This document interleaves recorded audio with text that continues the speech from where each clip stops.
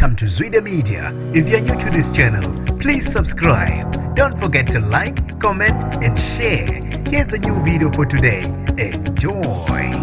Ubuyela ezikindeni umnumzane Zandile Mafo solwa ngokushisa Iphalamende. Nginibingelele ngiphinde nginamukele kuphina kuphi lanibula khona le video. Mangoqala sijoyinele lekhasi wamwelekele igama lami ngosibonga konke wakandwanda Mothanda ungangibiza intatheli ka YouTube. Ngizocela usilandele ku Instagram @zwide_media. Uvele namuhla enkantolo enkulu yase Western Cape ngemizamo yokuthola ibail nokuyisicelo esachithwa phambilini. Kulokhu kumenywe noma kwandiswe amajaji ukuba azolalela isicelo sakhe uMafe njengoba sasichithiwe phambilini. Benethemba lokuthi njengoba kwandiswa amajaji kuzoba noshintsho esinqumeni sebail kuMafe. Ummeli wakhe umnumzane Dalimpofu uveze ukuthi uyacindezelwa amalungelo kaMafe. Uthe kuyilungelo la wonke umuntu ongumsolo ukuba anikwe ibail, ngisho nabadlenga ulimbala abasolwa ngamacala abucayi bayayo benikezwe ibail. Abukho ubulungiswa ngokuthi uMafe ahlale ezitokisini izinyanga eziyisithupha kulawa amakhazi enganikezwa ibail njengoba kuyilungelo lakhe. Ukuchaza yena uMpofu uqhube wathi umbuso